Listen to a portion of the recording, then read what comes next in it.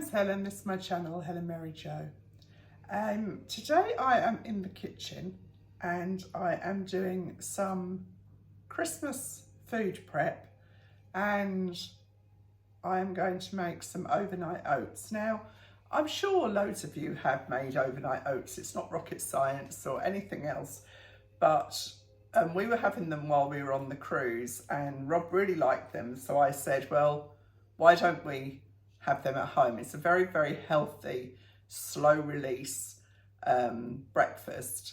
And, you know, a lot of people eat breakfast cereal that can be very, very high in sugar and high in carbohydrate. And although Rob only really has sort of shreddies, which are like little wheat biscuits with milk, or he has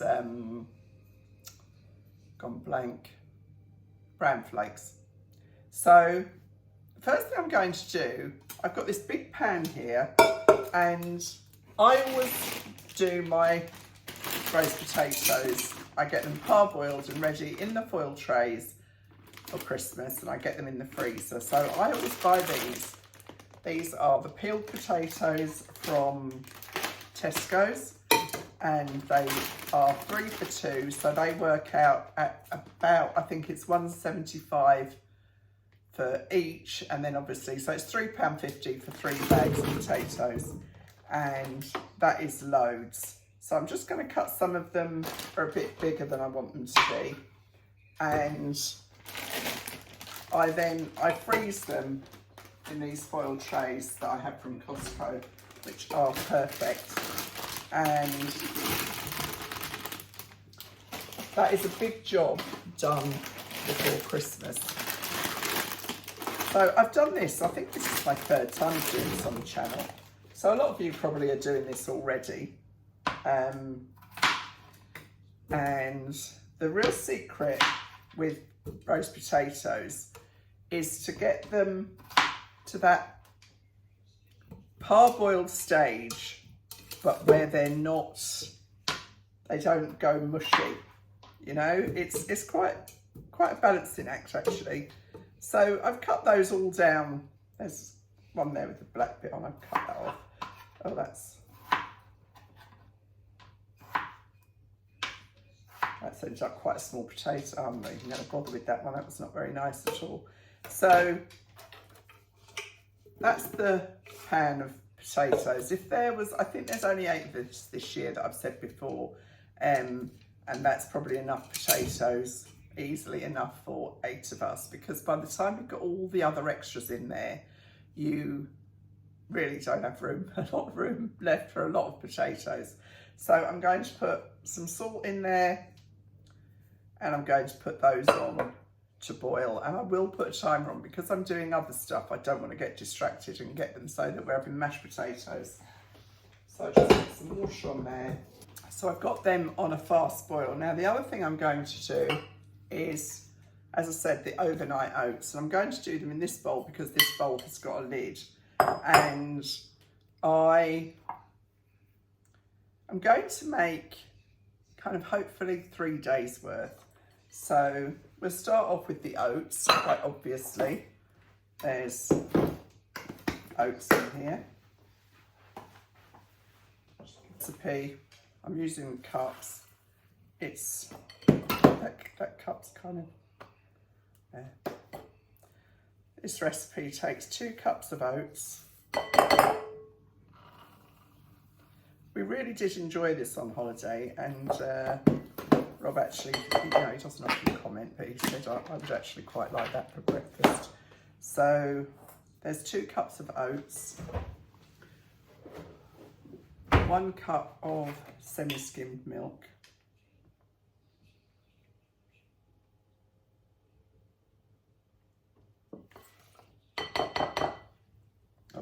2 cups because I've doubled the recipe.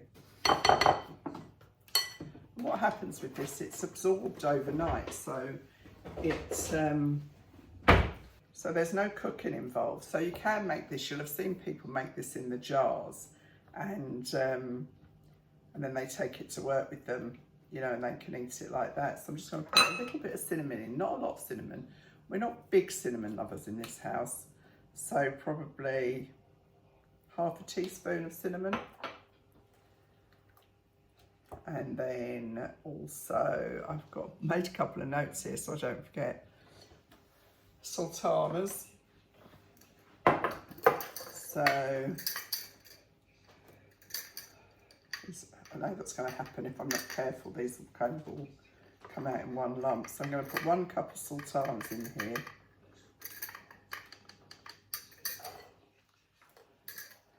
I've also got some flaxseed, so I'm just going to put, I don't know, probably a good tablespoon of flaxseed. This is all good for your digestion, for your bowels, for all of those things that keep you healthy. And then I'm going to put 1 cupful of Greek yogurt in here.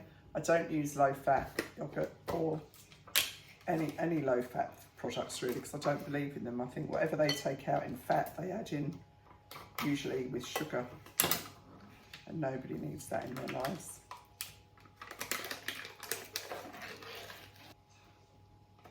So a good, don't worry, that's not heaped, it's just not right into the bottom of the cup. So a good cup of yogurt. And you can see, I mean, it's as easy as anything, but it's a really, really healthy breakfast. And then to this, I'm going to add 2 grated apples. And because I'm adding the apples, this wouldn't really last more than probably 3 days because the apples would start to go brown, but it will last, I don't even think it'll last that long because I'll probably have it for breakfast too. And Rob never has a small bowl of anything. So you can see, I mean, how long has that taken? That's taken about 5 minutes to put that together. And so I think really it's just a case of getting into a bit of a routine with it, you know. So I'll put that out of the way. I'll just go and grab the apples and I'll grate those and pop those in as well. I think I showed you this before, this grater.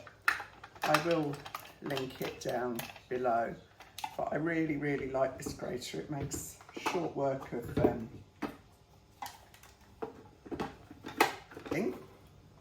So I'll just get this. The other thing that I'm going to add is some chia seeds. If you're not familiar with chia seeds, they are very good for you as well, and they kind of absorb the milk too, so they absorb liquid as well. So I just got these chia seeds from Tesco. I'm just trying to get Rob to eat as healthy as possible because he's a bit. So probably a dessert spoon of chia seeds. You don't want too many, they're a nightmare if they get in your teeth. And then what I'm going to do is I'm going to have some chopped nuts. I'm going to put these into a little jar and I'll put these in with the cereal and just scatter some of those in as you eat them, as you serve it, because you don't want to put them in ahead of time because they'll get soggy. I've got so many things on this worktop because I'm trying to do so many things at once.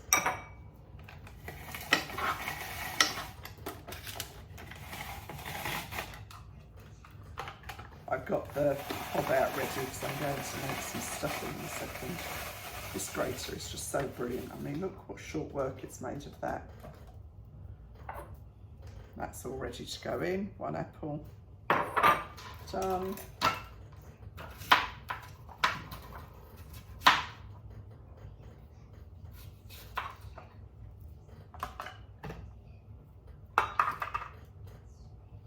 You don't want to peel them because a lot of the goodness is in the peel. Just listening out for that hob. I think that's coming to the boil, so I'll turn that down. Echo, set an 8-minute timer. 8 minutes, starting now. And go again.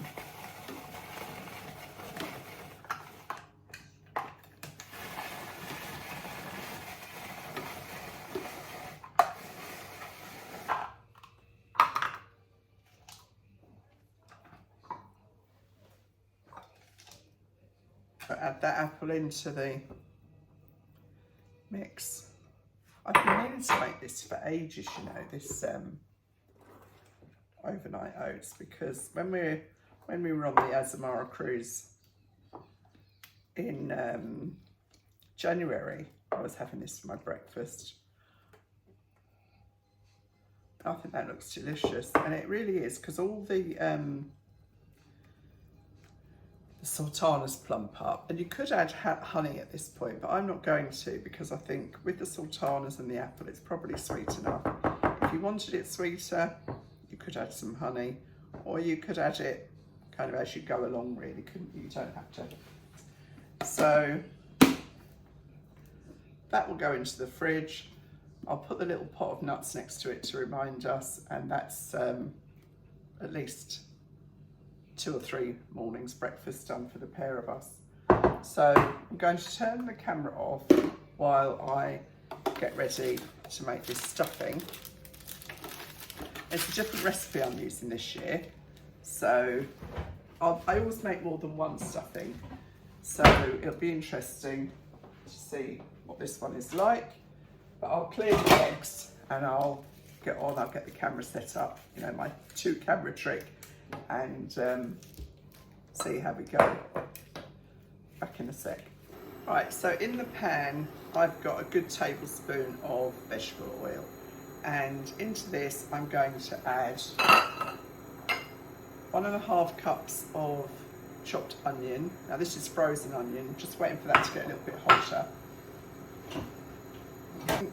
Good cup of frozen onion, and this, what's that, 2 cloves of garlic probably. Just going to put those in there to fry off.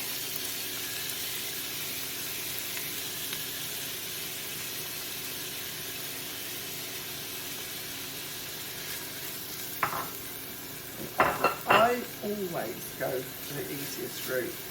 There's no reward for chopping onions that I'm aware of. Got 4, there's probably 3 sticks of celery there because it was quite short celery sticks, so 4 short sticks or 4 short sticks or 3 long sticks of celery, and just going to fry those off until they're soft, which won't take long. Now the other ingredients in here, I've got 4 slices of wholemeal bread, and I have lightly toasted that because otherwise when you put it into the blender it will kind of tend to go claggy. Not sure that's a cooking term, but the term I'm using. And then I've also got, what's this? I think this is 100 grams of chestnuts, so I'll just check what I did. Yeah, 100 grams of peeled, these are vacuum packed chestnuts. I've got a bunch of parsley that I have chopped. I've got some dried sage, which I think we just used, what do you use? Just a pinch, I think. Just a large pinch of dried sage and some salt if you want it. So this is softening away nicely. Just let that get cooked through. And the celery I just cut lengthways and then across in small dices. Echo, stop, it's quick. I was just checking the potatoes. Echo, set a 6-minute timer. So the other thing I've got here is just 75 grams of chopped apricots. So really, you're just combining tasty ingredients. So this is a vegetarian stuffing. I'll also be making a sausage meat stuffing. I haven't got the ingredients for that just yet. But basically, you fry this off until it's soft. And then keep it going. And then Meanwhile, I've got a blender here, my food processor, you can just see here. I'm going to blitz the breadcrumbs. The breadcrumbs, they're not breadcrumbs yet, are they? Blitz the bread first, that I've lightly toasted. This is a seeded bread. I remember somebody saying last year about, you know, if people have got allergies, they need to know. Well, nobody that's come into my house for Christmas has got allergies, so that's fine. Yeah, it's all good. Make this into stuffing balls if you wanted to, but I'm just going to put it in a foil tray and cook it in there. I'm going to freeze this uncooked insofar as this part is cooked, but the whole thing won't be cooked. And then put it in the oven on Christmas Day along with everything else. So we've got the almonds, the sage, and the apricots. I'm going to put this sage in now so I don't forget. That's a good pinch of sage. I mean, you want it to taste of something, don't you? This is that Christmassy. Probably half a teaspoon of salt in there.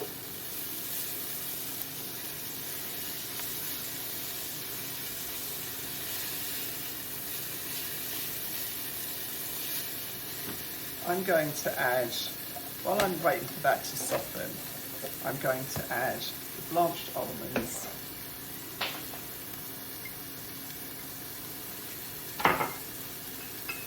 the chestnuts, and the apricots. Just going to pulse that. I don't want it to be so chopped up that you can't taste different parts of it, if you know what I mean. And I'm going to spoon this into the food processor. So I'll move that back and move this forward. It makes you realise the trouble they go to in on these cookery programs, but of course some poor person has had to get all this prep done before the chefs come along, the famous chefs come along and take all the credit. I'm going to add some black pepper to this. I think it'll give it a nice little kick.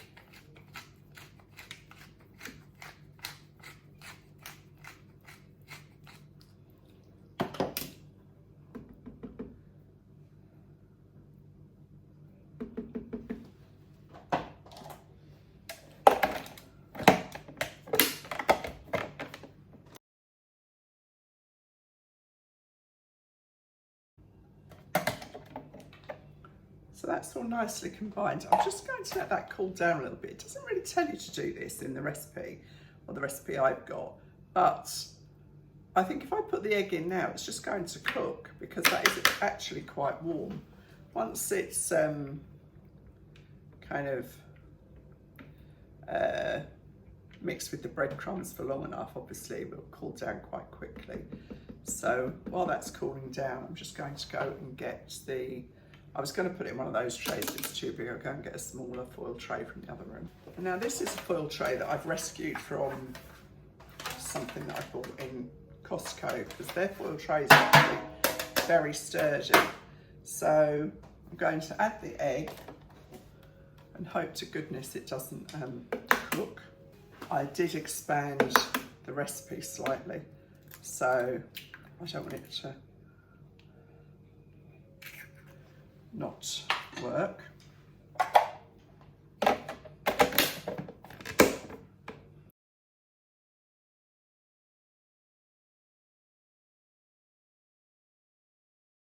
And there we have it. My first lot of Christmas stuffing. Looks good. Looks tasty. Looks chunky. Looks homemade. And yeah, they charge a fortune for this kind of thing. And what's that cost? Probably, for all of that, it's probably cost me no more than £3, I'm guessing.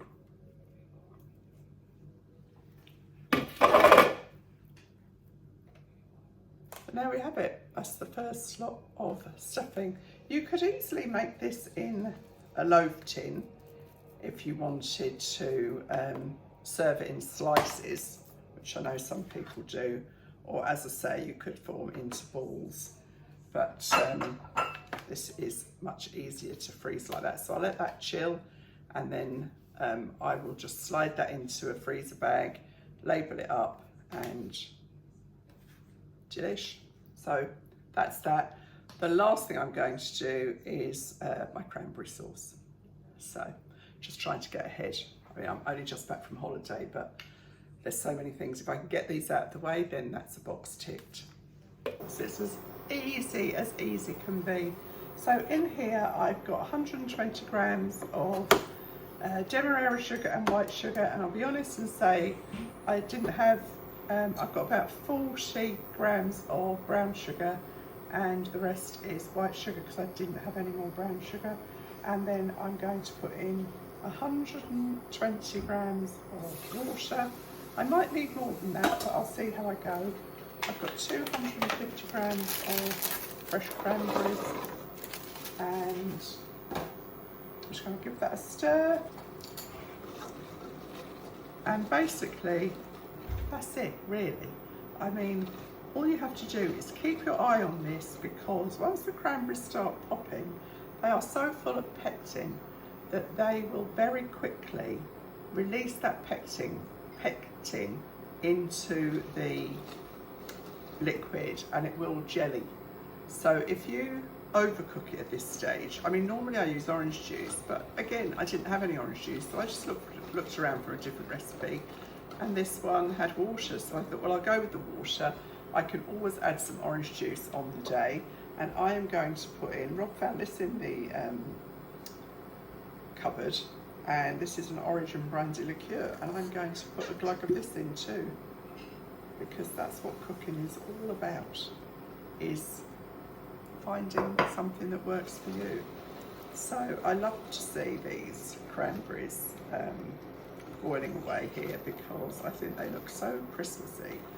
And I've got the potatoes are just chilling so that I can put them into the tin. I will just put a thin layer of oil in the base of the baking tray, and then once the potatoes are completely cold, I will add those to the tin, and then I'll freeze those. So I've got now the potatoes are done. Oh, that's popping. See that just popped right out there. They'll start to pop and split, the cranberries. I have to put health and safety mask on. I'm just going to turn that down a wee bit, actually. Just joking aside, that would actually burn me if it hit me in the face. So you have to keep an eye on this, because it will turn very quickly, just like making jam, really. If you've ever made jam, it's really going. You will really know what I'm talking about, how it can very quickly kind of change its makeup, you know. So it goes from just cranberries in water, basically, through to a jam, and it will solidify more as it cools down. So once all those cranberries are popped and start to look like they're on their way, I will stop them boiling and get them into, I don't know whether I'll put this into a bag or a jar. I'm not sure if I've got a jar suitable, because how many weeks till Christmas now? It's just, oh my goodness, is it 4 weeks? This will be fine in the fridge for 4 weeks. So if I've got a jar, I'll put it in the jar.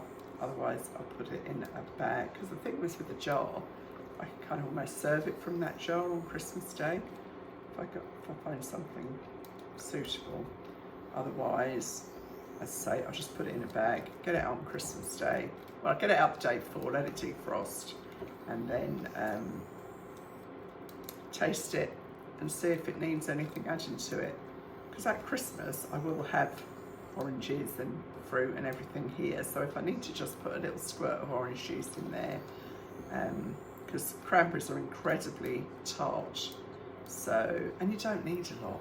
I always end up with loads of this stuff. But you know, I wouldn't be without it on Christmas Day. So they're all splitting now, coming along nicely. And that's more or less that. I'll just... So here are the potatoes in the colander, and just move that forward a little bit.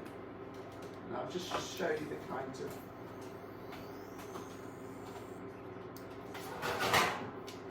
portions I'm talking about. So this is the tray,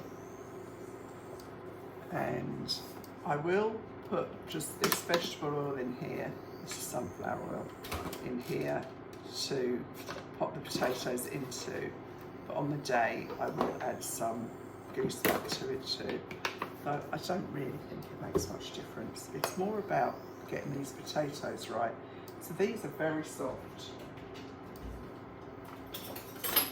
almost too soft. As you can see, they're quite fragile. And if they weren't quite so fragile, I would just tip them in here. But they are fragile. So in fact, some of them have broken down, because I tell you why. The timer didn't recognise me and didn't think, and that's what's so important, because it's so easy to get distracted. And I mean, these are just about, I mean, another 2 minutes and they'd have gone past the point of no return. I'd have had to use these for mashed potatoes at home and then